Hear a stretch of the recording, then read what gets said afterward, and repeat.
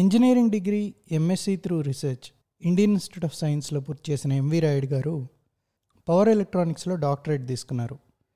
మనసు ఫౌండేషన్ని 2006 సంవత్సరంలో తన సోదరులైన డాక్టర్ గోపీచంద్, డాక్టర్ చంద్రమౌళి గారులతో కలిసి స్థాపించారు. తెలుగులో ఇప్పటిదాకా ప్రచురితమైన అన్ని పుస్తకాలను డిజిటల్ ఆర్కైవింగ్ చేసి భద్రపరచాలనే లక్ష్యంతో ముందుకు సాగుతున్న మనసు ఫౌండేషన్ ఇప్పటిదాకా 55 లక్షల పేజీల తెలుగు సాహిత్యాన్ని తన డేటాబేస్లో ఉంచింది. ఇంకో 3 ఏళ్లలో తన లక్ష్యాన్ని పూర్తి చేయాలనే సంకల్పంతో ముందుకు సాగుతోంది. ఎవరైనా సరే తమ వద్ద ఉన్న అరుదైన తెలుగు పుస్తకాల పేర్లను మనసు ఫౌండేషన్కి పంపిస్తే అవి వారి డేటాబేస్లో లేకపోతే మీ నుంచి సేకరించి స్కాన్ చేసి భద్రపరిచి మళ్ళీ పుస్తకాలను వెనక్కి పంపించడం జరుగుతుంది. ఈ కింద ఇచ్చిన లింక్లో మనసు ఫౌండేషన్ కాంటాక్ట్ డీటెయిల్స్ మీరు చూడొచ్చు. ఇదే కాకుండా తెలుగులో సుప్రసిద్ధులైన రచయితల సమగ్ర లభ్యరచనలను కూడా ప్రచురిస్తూ వస్తోంది.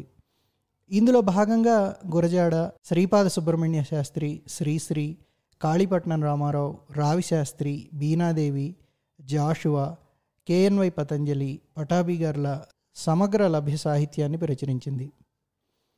2018 సంవత్సరం నుంచి నెల్లూరు జిల్లా వరికుంటపాడు మండలం కనియంపాడు కేంద్రంగా మనసు ఫౌండేషన్ డిజిటైజేషన్ సెంటర్ను నడుపుతోంది. ఈ ఇంటర్వ్యూలో రాయుడు గారు మనసు ఫౌండేషన్ స్థాపించడం గురించి, ఫౌండేషన్ ద్వారా జరిగే అనేక కార్యక్రమాల గురించి, సాహిత్య ప్రచురణలో వచ్చిన మార్పుల గురించి వివరించడం జరిగింది. ఇంటర్వ్యూలో మొదట గురజాడ సమగ్ర రచనలు ప్రాజెక్టులో పనిచేస్తున్నప్పుడు రాయుడు గారితో తన అనుభవాలను నెల్లూరు సర్వోదయ కళాశాల retired principal doctor Kalidas Purushottam గారు మనతో పంచుకుంటారు. ఈ ఇంటర్వ్యూకి తమ సమయాన్ని ఇచ్చిన రాయుడు గారికి, ఎపిసోడ్లో ప్రసంగించిన కాళిదాస్ పురుషోత్తం గారికి, మనసు ఫౌండేషన్ గురించి వివరాలు అందించిన అనిల్ బత్తుల గారికి, ఛాయామోహన్ గారికి హర్షణీయం కృతజ్ఞతలు. రాయుడు గారితో నా పరిచయం 2010లో ప్రారంభమైందండి. ఎన్నేపల్లి గోపాలకృష్ణ గారు గురజాడ లేఖలన్నిటి ఇంగ్లీష్లో కాపీ చేసి వాటికి బాగా చదివి ముద్రణ చేయడానికి తయారు చేసి రాయుడు గారు ఏమైనా వేస్తారని కాంటాక్ట్ చేశారండి. అప్పుడు ఆయన ఏమన్నారంటే, నేను ఒకే రచయిత పుస్తకం మొత్తం సమగ్ర రచనలు వేస్తున్నాను, గురజాడ జయంతి వస్తుంది కాబట్టి మొత్తం చేయండి అన్నప్పుడు గోపాలకృష్ణ గారు నేను చాలా మిత్రులం. మేము 1989 నుంచి హైదరాబాద్ స్టేట్ ఆర్కైవ్స్ లో ఉన్న గురజాడ పత్రాలు బాగా పరిశీలిస్తున్నాము. 2004లో వాటిని స్కాన్ చేయించుకొని తెచ్చి ఆయన నేను కలిసి చదివాం. నాకన్నా ఆయన చాలా చేశారు. ఆ జన కెరియర్ అంతా డిసైఫర్ చేశారు. అన్ని చేసినప్పుడు నేను ఈ స్కీమ్ లో చేరిన తర్వాత ఒక విరిల్వింగ్ టూర్ చేసి గురజాడకు సంబంధించిన సమగ్ర రచనలు తెప్పించాం. ఫస్ట్ ఎడిషన్స్ ఉదాహరణకు 1909లో వేసిన కన్యాశుల్కం 2వ ఎడిషన్ లండన్ నుంచి వారి అబ్బాయి రాయుడు గారి అబ్బాయి జన్ గారే తెచ్చారు. అక్కడ ఉన్నారు అబ్బాయి చదువుకుంటూ. ఫస్ట్ ఎడిషన్ నేను మద్రాసు GOML నుంచి ఎక్కడి నుంచే తెచ్చాను. ఇలాగా తిరిగాం, బాగా తిరిగి. వెల్చేరు నారాయణరావు గారు ఒకటి పంపించారు డిసెంట్ నోటు. ఇట్లా తిరిగాము, సంపాదించి ఎడిట్ చేస్తున్నప్పుడు సహభాగం కూడా కాలేదు. ఆయన ఇంగ్లీషు డైరీస్ కొంతవరకు చేశారు, లెటర్స్ సమగ్రంగా చేశారు. ఆ టైంలో ఆయన 2011లో క్యాన్సర్ అయితే ఉంది కానీ ఉన్నట్టు చచ్చిపోయారండి గోపాలకృష్ణ గారు. చనిపోయాక జూన్లో రాయుడు గారు నన్ను కాంటాక్ట్ చేసి మా ఇంటికి వచ్చారు మిత్రుడిని తీసుకొని. వచ్చి ఇది మీరు చెయ్యాలి అన్నారు. నేను చాలా భయం వేసింది, ఎందుకంటే నేను అప్పుడు ఒక మాట అన్నాను, మీరు నాతో పాటు సహ సంపాదకులుగా ఉండడానికి అంగీకరిస్తే నేను ఈ కార్యం చేస్తానని చెప్పాను. ఆయన ఒప్పేసుకున్నారు. సో నేను ఏమడిగినా ఆయన, అప్పటికి సెల్ ఫోన్లు లేవు, ఏదో రీఛార్జ్ అలాంటి ఇబ్బందులు పడుతున్న రోజులు, ఆయన నాకు చాలా సహకరించారండి. ఆ సహకారంతో నేను డైరెక్ట్ గా స్కాన్లు చేసి ప్రూఫ్లు పంపించడం, తెప్పించడం, ఈ ఒరిజినల్ ఫస్ట్ ఎడిషన్స్ చూపించడం. నేను ఏం చెప్తే ఆయన నన్ను, అంటే నా మాట కాదనలేదండి. ఎంత కాదనలేదంటే ఎంత తక్కువ అంటే, వాళ్ళు మామూలుగా పెద్ద వేస్తారండి, లైబ్రరీలో పెట్టేటట్టుగా బౌండ్ చేసి అందంగా ఉంటాయి లాయర్స్ వాటిలో. నేను వాదించాను, ఇది గురగాడది అంత చేస్తే చదువుకోలేవండి ముసలి వాళ్ళు, నేను పెద్దవాడిని అవుతున్నాను, పట్టుకోలేము, నా ప్రకారం అయితే ఇట్లా ఉండాలి అని చెప్పి కోరాను. మొదట్లో పుస్తకం వేసి 10 రోజుల ముందు ప్రింట్కి పోతూ నన్ను అడిగాడు, నేను మీకోసం 2 భాగాలుగా కూడా చేస్తాను అన్నాడు. అంటే వద్దండి, మీరు అసలు అంగీకరించారు అని చెప్పారు. ఆ కవర్ పేజీ బాపు చేయడం చివరి అసలు ఆయన, నేను ఫస్ట్ టైం ఆ గురదాడు చేసినప్పుడు అంతా కలిపి ఒక లెక్క వేసి దాని అంతా రాసి నాకు ఇంత ఖర్చు అయింది 19,000 20,000 పంపిణీ నవ్వి, ఇదంతా ఎందుకండి ఇట్లాంటి బిల్లులు అంటారు. అలాగే మా ప్రయాణం మొదలైందండి. గురదాడ తర్వాతే నేను ఆయనతో తనువుగా, గురదాడ పుస్తకాన్ని కూడా ఎంత విశాలమైన హృదయాలు అంటే నేను అసలు ఆయన అడగలేదు. గురదాడ మహారాజా కాలేజీ హాల్లో గురదాడ జయంతి రోజే 1912లో అనుకుంటా ఆయన గోపాలకృష్ణ భార్య చేత ఆ పుస్తకం ఆవిష్కరణ చేశారు. నాకు నిజంగా చాలా, అందులో మాస్టర్ గారు వచ్చారు, శర్మ గారు వచ్చారు, అందరూ వచ్చారు, మన విశ్వనాథ రెడ్డి గారు వచ్చారు, భార్య చేత ఆవిష్కరింప చేశారు. ఆ పుస్తకం చాలా అద్భుతంగా తెచ్చారు. అందులో మళ్ళా లోపాలు ఉన్నాయి, మేము సవరించుకుందాం అనుకున్నాను. ఆ తర్వాత ఆ ప్రాజెక్ట్ లో నేను ఆయనతో కలిసి పనిచేశానండి. ఉదాహరణకి మన జాషువా సమగ్ర రచనల సంపుటం వేయాలన్నప్పుడు నేనే మా చాలా లైబ్రరీస్ లో తిరిగాను. ఎంత తిరిగానంటే 30,000 రూపాయలు నాకు ఛార్జీలకి మద్రాసు అన్ని అలా తిరిగి ఒక 160-170 పద్యాలు కొత్తవి పట్టుకున్నామండి. నా వరకు నేను, ఆయన కూడా తెప్పించారు ఆయన మ్యాన్స్క్రిప్ట్స్, లేకపోతే బాగా పట్టుదల. అంటే ఆయనకి నాలాంటి వాళ్ళు 100 ఉన్నారండి. రాయుడు గారు అంటే పురుషోత్తం అందులో ఒకడంతే. మేధావులు, చదువుకున్న వాళ్ళు, విద్యావంతులు, జ్ఞానం అంటే ఇష్టం ఉన్నవాడు, పుస్తకం అంటే అక్షరం అంటే ఇష్టం ఉన్నవాళ్ళు, ఇవన్నీ ఉన్నారు. ఇంకొకటి ఏంటంటే రాయుడు గారికి చెప్పాలి, ఆయన అభిరుచులు చాలా ఉన్నాయి.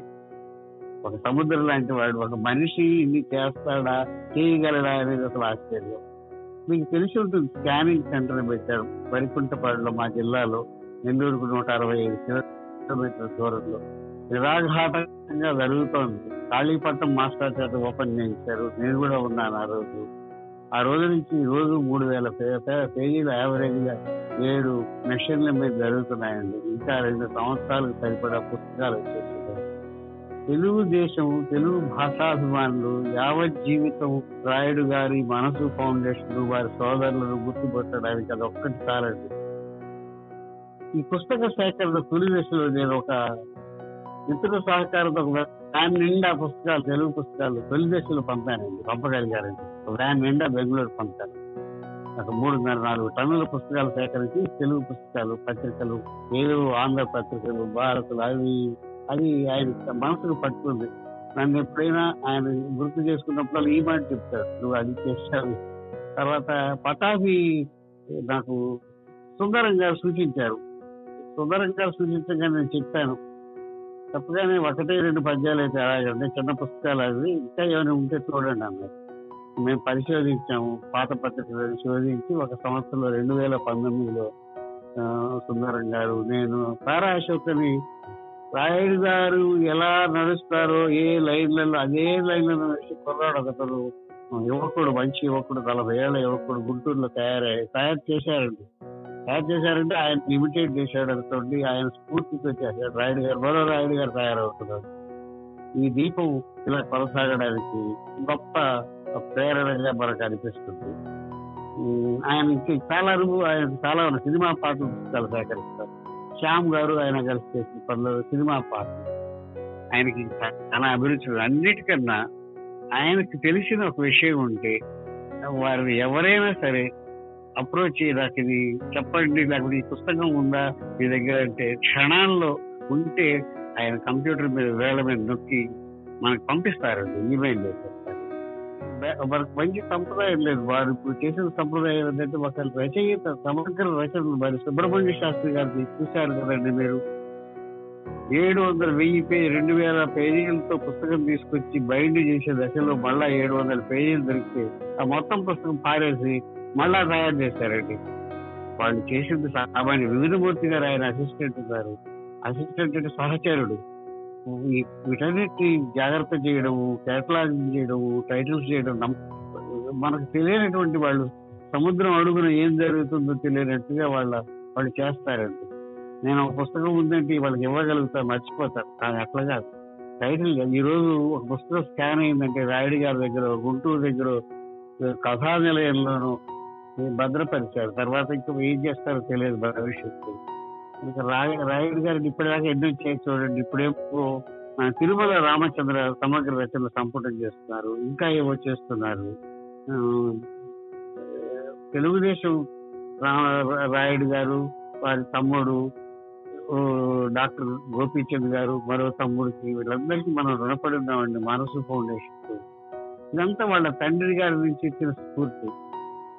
రాయుడు గారు నాకు ఆయన అడిగాను ఒకసారి, ఎందుకు చేస్తున్నారంటే, ఈ సమాజం నాకు ఇంత ఇచ్చింది, స్టేటస్ ఇచ్చింది, జీవితం ఇచ్చింది, హోదా ఇచ్చింది, డబ్బు ఇచ్చింది, బతకడానికి అన్ని చేశాను, నాకు బాధ్యతలు అయితే నేను సమాజానికి ఏ విధంగా రుణం చెల్లించుకోవాలనుకున్నప్పుడు నాకు ఈ మార్గం తోచింది అన్నారు.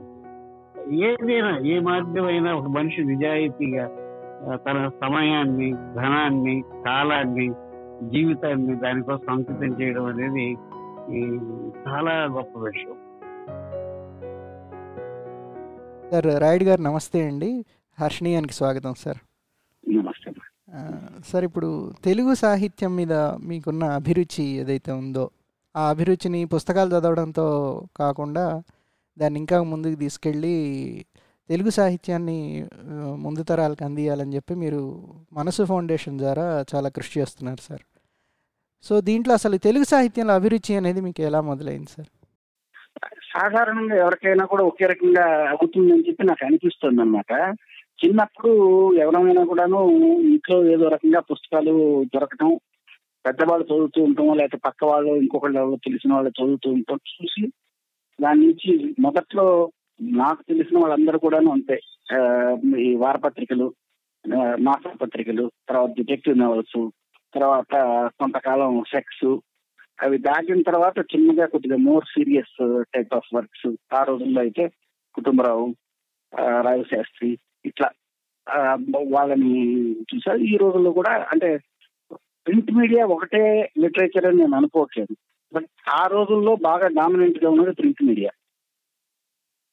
అందువల్ల మాకు యాక్సెసిబిలిటీ కూడా దానికే ఉండేది తెలుగుకి సంబంధించినంత.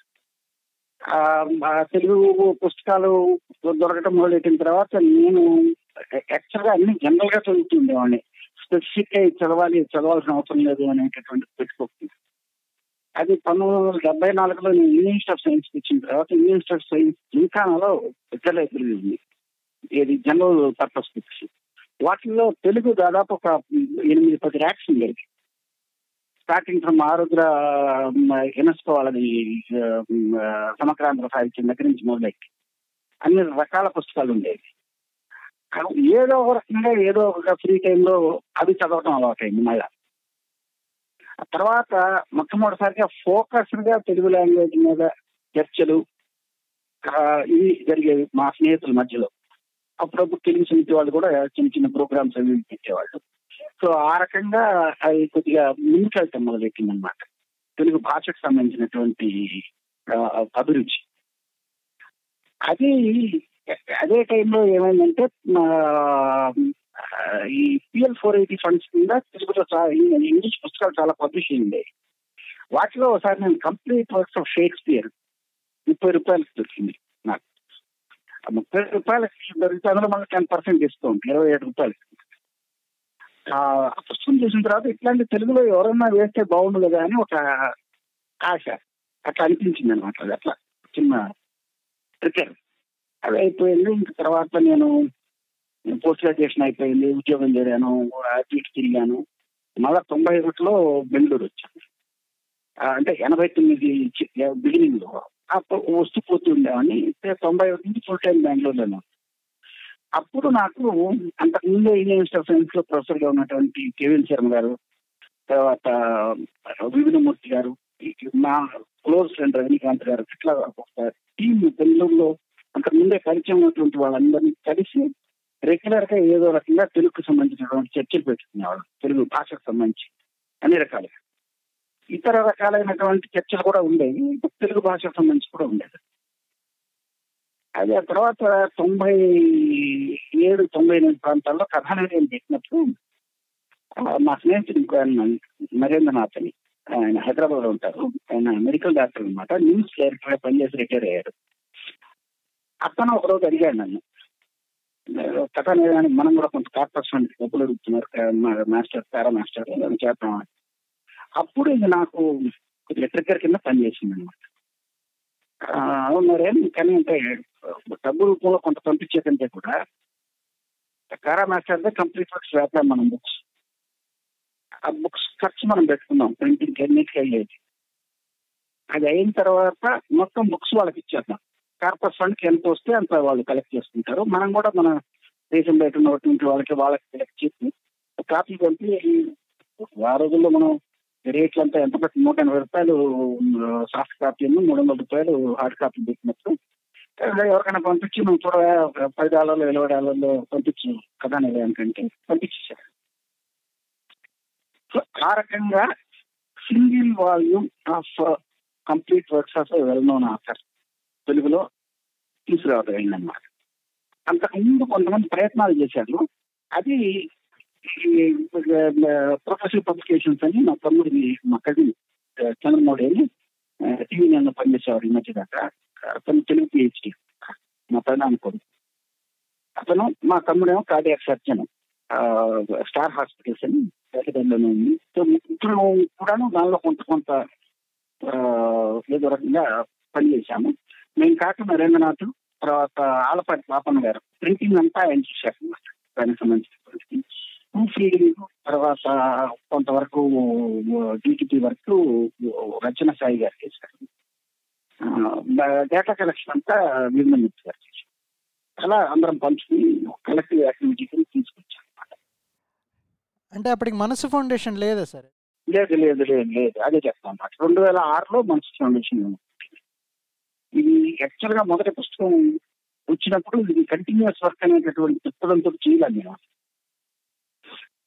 నేను చేసింది ఏంటంటే ఎప్పుడో ఒకసారి ఒక అంకురంగా ఐడియా ఉండింది. ఆ ఐడియా బయటికి రావడానికి ఒక పద్ధతి ఏర్పడింది.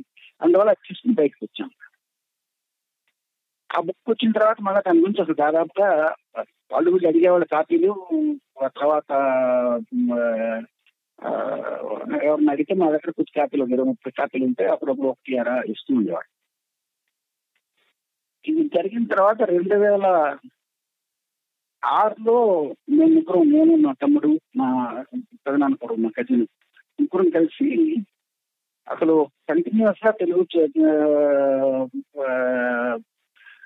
భాషకు సంబంధించి కొంత పని అయినా చేయడానికి వీలైనట్టుగా ఉండేటట్టుగా ఒకటి పెట్టుకున్నాం అని చెప్పి అనుకున్నాం అనమాట. అప్పుడు మా అమ్మ నాన్న పేరు మీద పెట్టుకున్నాం ఇది మనసు ఫౌండేషన్. మనసు అనేది ఏంటంటే, నా అంటే మన్నం, నా అంటే నరసింహం మా నాన్న పేరు, మన్నం అనేది మా ఇంటి పేరు, సు అంటే సుబ్బమ్మ మా అమ్మ అన్నమాట. సో అక్కడ నేను కలిసి వచ్చింది బాగా శుభ్రంగా తెలుగు పదంగా. సో అందువల్ల ఆ పేరుతో రిజిస్టర్ చేశాను 2006లో. అది చేసినప్పుడు కరెక్ట్ గా ఇదే చేయాలి, ఇట్లా చేయాలి అనేటటువంటి ఏమి రూల్స్ పెట్టుకోలేదు. కానీ వీలైనంత వరకు అందరూ చేసేటటువంటి పనులు అంటే లైక్ వాళ్ళకి నిర్ణయాలు ఇవ్వటం, చిన్న చిన్న వార్తలు ఇవ్వటం, ఇట్లాంటివి చేసే బదులు ఏదైనా 4 రోజులు గట్టిగా మిగిలేదు ఏదైనా చేద్దాము అనేటటువంటి మొదలెట్టాను. అది అయిన తర్వాత ఏమైందంటే, మా తమ్ముడు వాళ్ళ కోపి వాళ్ళ ఫ్రెండ్ ఇంకా న్యూరాలజిస్ట్ రామరాజు గారిని, రామరాజు గారు వాళ్ళ ఇంట్లో ఈ పుస్తకం చూసి కాళీపట్నం రామారావు గారు ఇలాంటిది రాజమౌళి విశ్వనాథ శాస్త్రి పేరు మీద ఏమన్నా చేస్తే బాగుంది, నేను కూడా కొలాబరేట్ చేస్తానని చెప్పారు. సో అది మా తమ్ముడు ఏదైతే సరే. ఇప్పుడు చలసాని ప్రసాద్ యాక్చువల్ గా బెంగళూరులోనే ఉన్నాడు అనమాట. సో ఆయన పిలిచి రాజమౌళి విశ్వనాథ శాస్త్రి గారు నాకు 1989 చివరి నుంచి పరిచయం ఉన్నారు. ఆయన పోయిన దాకా కనీసం 6-7 సార్లు కలిసాను రాజమౌళి విశ్వనాథ శాస్త్రి. రచయితలతో పరిచయం, ముఖతా పరిచయం ఇవన్నీ కూడా మీకు మనసు ఫౌండేషను, ఈ కాళీపట్నం మాస్టర్ గారు సమగ్ర సంకలనం మీకు ముందు నుంచి పరిచయాలు ఉండేవా సార్ ఈ సాహితీ ప్రపంచంతో? పవన్ చరణ్ గారు మాకు ఇన్స్టిట్యూట్లోనే ప్రొఫెసర్. ఆయన నేను చేరినప్పుడు అసిస్టెంట్ ప్రొఫెసర్. అక్కడి నుంచి మొదలైతే ఏదో రకంగా ఇప్పుడు చీతుల పురుషోత్తం గారి అబ్బాయి నేను క్లాస్మేట్స్ యాక్చువల్గా ఒంగోలులో. అలా ఏదో రకంగా కొంతమంది, ఇప్పుడు కోంపల్లి బాలకృష్ణ ఒంగోలులోనే ఉండేవారు. మా వాళ్ళు దారా రామశాస్త్రి ఇట్లాంటి వాళ్ళు కొంతమంది అట్లీస్ట్ సాహిత్యంలో పనిచేసే వాళ్ళు నాకు లెక్చర్ వేసుకున్నాను. అయితే అప్పటికి కొంత పరిచయాలు ఉన్నాయి. తాడిపత్రి రామారావు గారు నేను యూనివర్సిటీ ఆఫ్ సైన్స్ ఉన్నప్పుడు ఒకసారి వచ్చారు. ఆ తర్వాత నేను బయట తిరిగేటప్పుడు ఎక్కువ పరిచయాలు కాలేదు, కానీ తిరిగి వచ్చిన తర్వాత నేనే వెళ్ళి చలరామ్ ప్రసాద్ రాజమౌళి శాస్త్రి గారిని పర్సనల్ పరిచయం చేసుకుని 3 రోజులు కలిసి ఉన్నాం అన్నమాట. సో అప్పటి నుంచి చాలా మంది రచయితలు ఏదో రకంగా దగ్గరగా పరిచయం కావటం మొదలెట్టింది అన్నమాట. 90లో అల్లం రాజా గారిని, తర్వాత ఎన్ వేణుగోపాల్, ఇలా రఘోత్తమ రెడ్డి, వీళ్ళందరూ పరిచయం కావటం. నవీన్ కూడా అంతే, కథ నవీన్. వీళ్ళందరూ కూడా నాకు ఆల్మోస్ట్ 90 నుంచి 95 మధ్యలో అందరూ దగ్గరగా పరిచయం. రాజమౌళి శాస్త్రి గారు 93లో పోయారు. అంతకు ముందు అయితే నేను వైజాగ్ లో ఒకసారి కలిస్తే బెంగళూరు మా అమ్మాయి చుట్టానికి లేకపోతే ఏదో వేరే పని మీద 4-5 సార్లు వచ్చారు అన్నమాట. మాతో కలిసి ఉన్నారు అట్లా. సో రాజమౌళి శాస్త్రి గారికి వేద్దామని అనుకున్నప్పుడు వాళ్ళ అబ్బాయిని కాంటాక్ట్ చేయించి మాట్లాడాము. అది ఫస్ట్ మనసు ఫౌండేషన్ తీసుకొచ్చిన పుస్తకం రాజమౌళి శాస్త్రి గారి అన్నమాట. మీరు సమగ్ర సంకలనాలు అనేది అది చాలా మంచి వర్క్ సార్. మీరు చేసిన పని చాలా చాలా గొప్ప పని. కథలు కానీ, వాళ్ళు రాసిన నవల్స్ కానీ, కేఎన్వై పతంజలి గారి సాహిత్యం 2 వాల్యూమ్స్గా వేశారు మీరు. వాటిల్లో చూస్తే వాళ్ళు మామూలుగా పత్రికల్లో లభ్య రచనలే కాకుండా వాళ్ళు రాసిన వ్యాసాలు ఇవన్నీ కూడా చాలా సమగ్రంగా ఉంటాయి సార్. ఇవి ఎంత టైం పడుతుంది సార్ ఇది ఇట్లా ఒకటి టేకప్ చేస్తే సైమిల్టేనియస్గా మీరు ఎన్ని చేస్తారు? అసలు ఒకటి పట్టుకుంటే దానికి ఎంత పరిశ్రమ జరుగుతుంది? ఆ వివరాలు ఏమన్నా చెప్తారు సార్ సమగ్ర సంకలనం గురించి? ఇప్పుడు శ్రీపా మేము చేసినటువంటి వాళ్ళు మొట్టమొదటిది రాజమౌళి శాస్త్రి గారికి. యాక్చువల్ గా అనుకున్నది జనవరి చివరిలో అయితే మే జూన్ మధ్య కల్లా దాన్ని మొత్తం ప్రింటింగ్ ఇవ్వగలిగాం అనమాట, డిటిపి చేయించి. ప్రూఫ్ రీడింగ్ అంతా కూడా 5 సంవత్సరాల గారు అబ్బాయి సురేష్ అని ఉన్నాడు అనమాట. అతను చూశారు, మద్రాసులో ఉంటారు అతను ప్రూఫ్ రీడింగ్ అంతా చూశారు. చాలా ఫాస్ట్. మేజర్ కారణం ఏంటంటే కథానది ఉంటాం. అప్పటికే మాస్టర్ చాలా వరకు కలెక్ట్ చేసి పెట్టారు. ఆయన బాగా సన్నిహితుడు కాబట్టి రాజమౌళి శాస్త్రి గారికి ఆయన మేనస్క్రిప్ట్ అన్ని ఆయన పోయిన తర్వాత ఈయన తీసుకొచ్చి ప్రిజర్వ్ చేశారు తాడిపత్రి రామారావు గారు. అది కనుక చేసి ఉండకపోతే అంత సులభంగా అయ్యేది కాదు ఆ పని. దీనికి మేజర్ గా డేటా కలెక్షన్ వర్క్ వచ్చి కథానిలయము, తర్వాత వీణుమూర్తి గారు, నేను ముగ్గురం చేశాం అన్నమాట. అప్పుడు మొట్టమొదటిసారి అసలు ఆంధ్రదేశంలో ఉన్నటువంటి లైబ్రరీలన్నీ తిరగటం, ఏమేమి దొరుకుతున్నాయి, ఎక్కడెక్కడ ఉన్నాయి అవన్నీ చూడటం, ఇది జరిగిందన్నమాట. ఇది అయిన తర్వాత ఒక ఉదాహరణ ఏంటంటే, ఇప్పుడు ఆరసారా కథలు ఫస్ట్ విశాలందరిలో పడింది.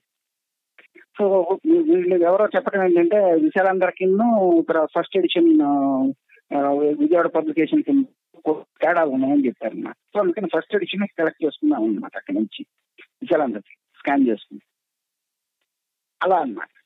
సో ఒక పద్ధతి తీసుకున్నాం. తర్వాత ఇందాక అన్నట్టుగా ఆయన మాకు ఒక స్టాండర్డ్ రూల్ ఒకటి ఏం పెట్టుకున్నాం అంటే బై ఆర్డర్ మాత్రం చేస్తాం అన్నమాట. ఆన్ ఆర్డర్ మా బుక్ లో రాదు. దేనికనంటే దాన్ని ఎక్కడ ఆపాలో తెలియదు, ఎట్లా ఆపాలో కూడా తెలియదు అన్నమాట. రెండోది ఏంటంటే వీలైనంత వరకు మరీ ఇబ్బంది కలిగితే తప్పితే వీలైనంత వరకు మేమైతే వాళ్ళ వర్క్స్ ని ప్రూఫ్ రీడ్ చేస్తాం కానీ ఎడిట్ చేయం. ఇప్పుడు రాజమౌళి విశ్వనాథ శాస్త్రి గారి డైరీ ఒకటి దొరికింది మాకు, అత్తలూరి నరసింహారావు గారు ఇచ్చారు. ఆయన ఇస్తే ఆ డైరీలో ఉన్న వాటిని మటుకు తీసేసి మిగతా అన్నీ వేసాం ఆయన రాసినటువంటి వాటిలో. అలా అనమాట. సో ఇది వన్ ఆఫ్ ద షార్టెస్ట్ మేము చేసినటువంటి వాటిలో ఇది ఒకటి. ఈ మధ్య వచ్చినటువంటి పటారి 1 సంవత్సరం లోపలే పట్టి.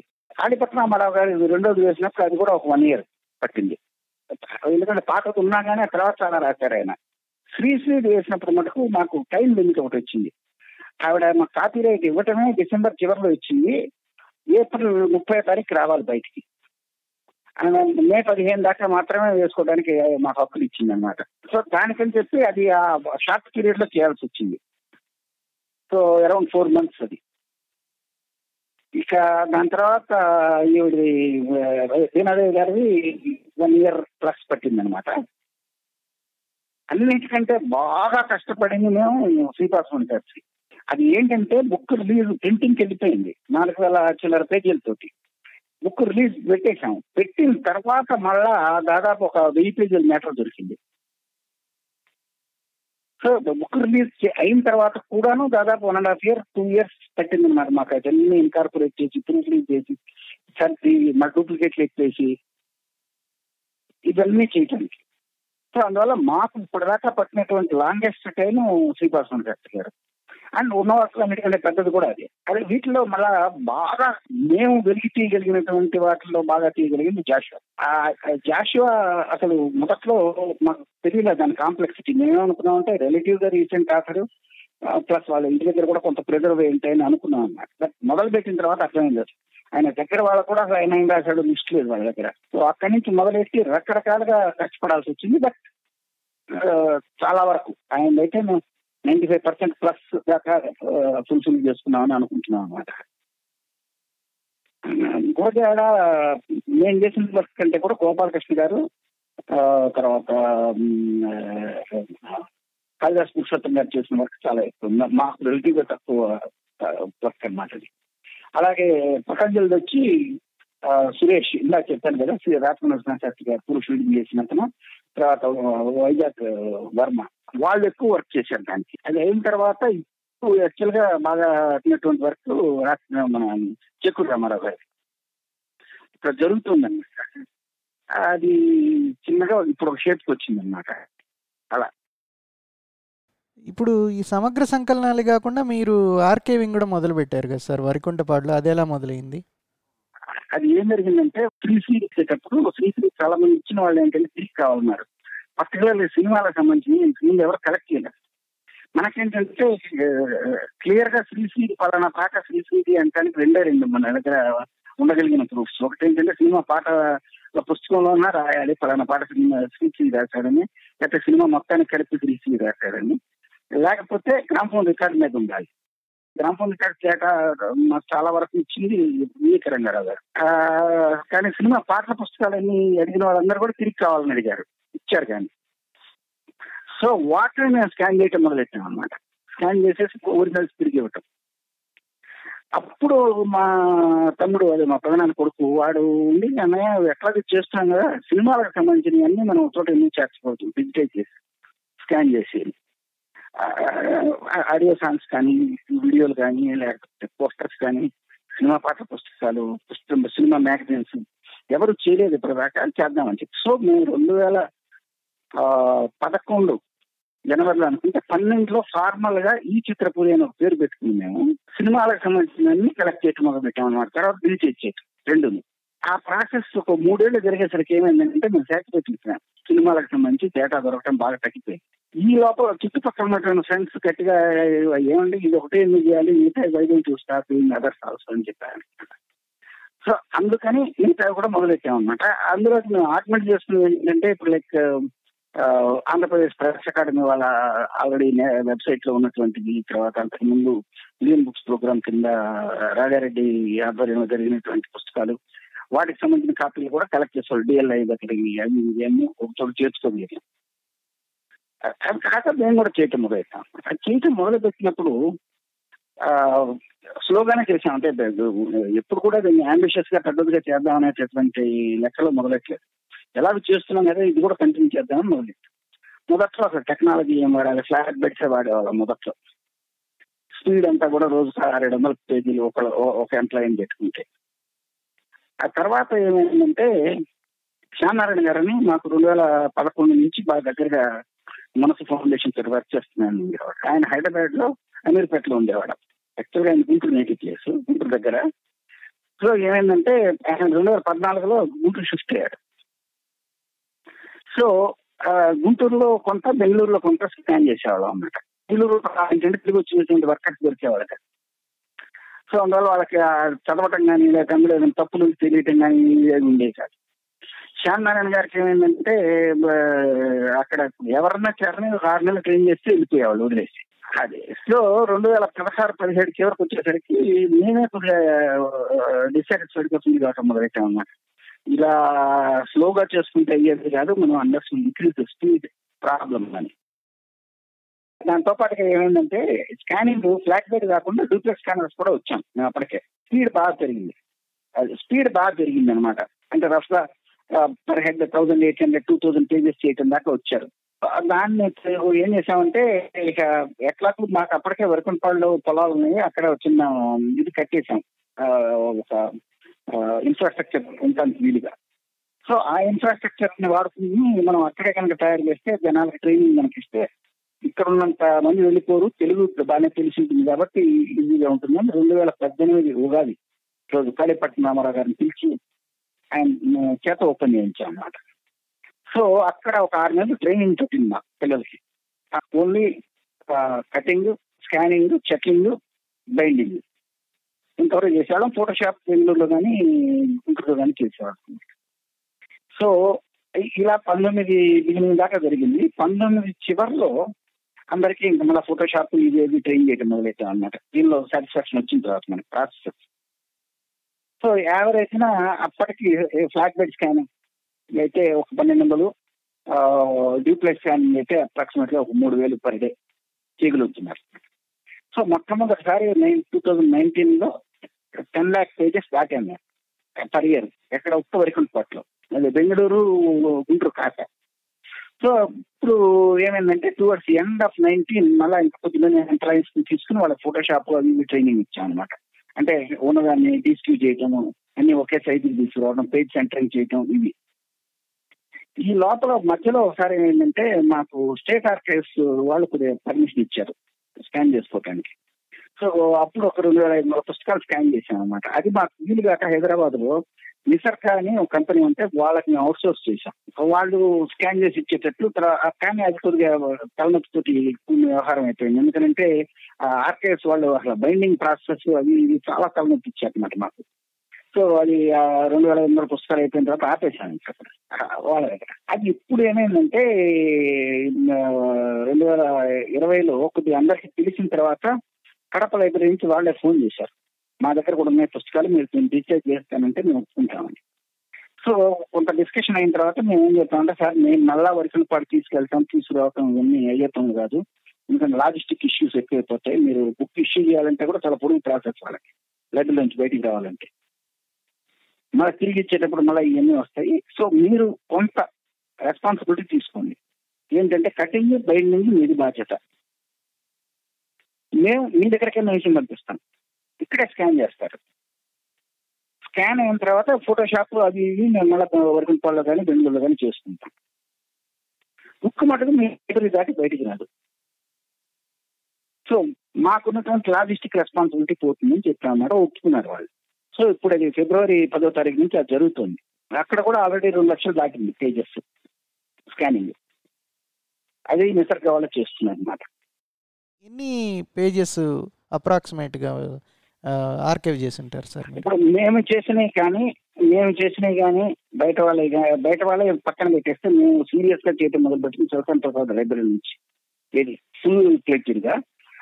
ఇప్పుడు ఇంక్లూడింగ్ స్టేట్ ఆర్కైవ్స్ తర్వాత కడపతో కలిపి మనం 35 లక్షలు దాకా ఉంటుంది మనం చేసినవి. బయట వాళ్ళు చేసినవి మన దగ్గరికి వచ్చినటువంటి ఒక 20 లక్షల దాకా ఉంటుంది అనమాట. ఇప్పుడు ఒకటి సీరియస్ గా చేస్తున్నటువంటిది ఏంటంటే గౌతమి లైబ్రరీ రాజమండ్రి. అది హరితరాల నారాయణరావు గారిని ఆయన మనం చేయటం చూసి ఆయన కొంత ఈ పద్ధతి గౌతమి లైబ్రరీ లాంటి దానికి చాలా అవసరం అని చెప్పి నన్ను ఆయన ఏంటంటే లోకల్ ఎమ్మెల్యేలను వాళ్ళు కలుసుకుని మాట్లాడి, ఆయన retired head of the department of Telugu అమలాపురంలో, ఆయన రాజమండ్రిలో సెటిల్ అయ్యారు. ఆయన దాదాపు ఒక 8,000-9,000 పుస్తకాలు ఆయన చేశారనమాట విడిగా. సో ఇప్పుడు ఇలాంటివన్నీ కూడాను మళ్ళీ పర్మిషన్స్ తీసుకుని మనం కాపీ తెచ్చుకోవటం ఇట్లాంటివన్నీ జరిగినాయి అన్నమాట. మ్యాసివ్ ఆర్కైవింగ్, అదే స్కానింగ్ అండ్ ఆర్కైవింగ్ చేసేటప్పుడు ఇక్కడ సెలెక్టివ్ బుక్స్ ని మాత్రమే చేస్తాము అనే అనే నియమం అనేది ఏమీ లేదు. అంటే మన దగ్గర ఆల్రెడీ స్కాన్ అయి ఉంటే చేయటం మానేసాం ఈ సంవత్సరం నుంచి. స్కాన్ అయిన పుస్తకం కనుకుంటే మళ్ళీ చేయట్లేదు, లేకపోతే ఏమైతే duplicate. Like best example Kadapa లైబ్రరీలో దాదాపు 35,000 పుస్తకాలు ఉన్నాయి. మనం ఇప్పటికీ ముందు ఏంటంటే ఫిక్షన్, పొయిట్రీ అయిపోయినప్పటికీ ఫిక్షన్ దాదాపు ఒక 2,000 పుస్తకాలకు గాను 800 చిల్లర పుస్తకాలు చేసాం. పొయిట్రీ దాదాపు 3,000 పుస్తకాలు ఉంటే ఒక 1,200 పుస్తకాలు చేశాం. మిగతా మన దగ్గర ఉన్నాయన్నమాట అప్పటికి. అలా stories for example, stories 2,600 titles ఉంటే మనం 800 టైటిల్స్ చేస్తున్నాం, 800 చిల్లర అలా అన్నమాట. సో బట్ వాటిల్లో ఇది మంచి ఇది చెడు అనేటటువంటి తీసుకోవట్లేదు మేము. ఇన్ఫాక్ట్ రీసెంట్ గా ఒక 7-8 నెలల క్రితం గట్టిగా అనుకున్నది ఏంటంటే, అసలు దొరకనటువంటి ఇది ఎవరు ప్రిజర్వ్ చేయనటువంటి డిటెక్ట్ నావల్స్ ఉన్నాయి. మీరుండే టైం కూడా వచ్చేవాళ్ళు, మీరు షాడో పీరియడ్ అనుకుంటాను మీరందరూ వచ్చేసరికి. అది మధుబాబు గారి పీరియడ్, వానబెంటి ఎన్ఎస్ నాగిరెడ్డి, జీవి సుబ్బయ్య, అది సెకండ్ అంటే మా లెక్కలో 3rd జనరేషన్ అనమాట. ఆ జనరేషన్ సంబంధించి ఇప్పుడు విడిగా ఒక చిన్న వర్టికల్ పెట్టుకుని వాటిని కలెక్ట్ చేస్తున్నాం అనమాట. కుమ్మూరు సంవత్సరావు గారి అయితే మొత్తం రీపబ్లిష్ అయినాయి, అందువల్ల దాదాపుగా అన్ని ఉన్నాయి. మిగతా వాళ్ళది అంత ఇదిగా లైక్ విశ్వప్రసాద్ కొప్పలకి దాదాపు వాళ్ళ అబ్బాయి దగ్గర ఉన్నాయి కానీ ఇంకా బయటికి రాలేదు. ఎప్పుడో రోజు ఇస్తామన్నారు ఆయన ఇస్తే అది కూడా స్కాన్ చేస్తాము. కానీ కొబ్బల లక్ష్మీ నరసింహరావు గారు కూడా ఎక్కువ డిటెక్టివ్ నావల్స్ రాయాలి, ఎక్కువ సోషల్ నావల్స్ రాశారు. సో డిటెక్టివ్ నావల్స్ ఒక వర్టికల్ కింద పెట్టుకున్నాం అన్నమాట ఇప్పుడు యాజ్ ఏ ఫోకస్. అలా 1 by 1 చేసుకుంటూ వెళ్తున్నాం అన్నమాట. అందువల్ల ఏంటంటే ఏవైతే జనరల్ గా ప్రజలు ప్రిజర్వ్ చేయరని అనుకుంటాము, ఏదో కారణం ట్యాబు వల్ల కానివ్వండి, నెగ్లిజెన్స్ వల్ల కానివ్వండి, ఇట్లాంటి వాటి వల్ల సినిమా మ్యాగజైన్స్ ఎవరు ప్రిజర్వ్ చేయలేరు దాదాపు. ఇప్పుడు ఫర్ ఎగ్జాంపుల్ 100% విజయ్ చిత్రాలు ఉన్నాయి మన దగ్గర, 100% సినిమాలు ఉన్నాయి మన దగ్గర. తర్వాత సినిమా రంగం ఒక 30 తప్ప మిగతా అన్నీ ఉన్నాయి. అలా వీలైనంత వరకు చోటు చేర్చడానికి ప్రయత్నం చేస్తున్నాం అన్నమాట. చందమామ 100% ఉంది మన దగ్గర.